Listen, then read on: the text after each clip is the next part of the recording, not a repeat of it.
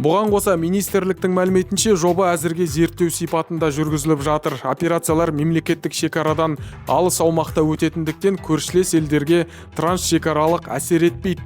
Пилоттық кезеңде жиналған барлық дерек ұлттық базаға енгізіліп, ғылыми бағалаудан кейін технологияны еліміздің басқа өңірлерінде қолдану мүмкіндігі қарастырылады. Дегенмен мамандар жобаның нәтижесін орындалған ұшу санымен емес, су ресурстарын басқаруға қосатын нақты үлесімен бағалау қажет екенін айтады.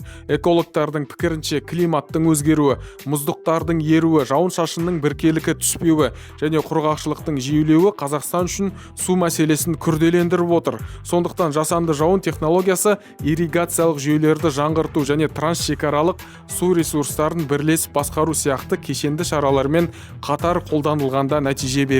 Демек, жауын су тапшылығын толық шешетін әмбебап құрал емес, алайда климат өзгерісі күшейген жағдайда ол су ресурстарын басқарудың кешенді саясатының маңызды элементтерінің біріне айналуы мүмкін. Түркістан облысындағы пилоттық жоба осы тәсілдің Қазақстан жағдайындағы тиімділігін көрсететін алғашқы тәжірибе болмақ.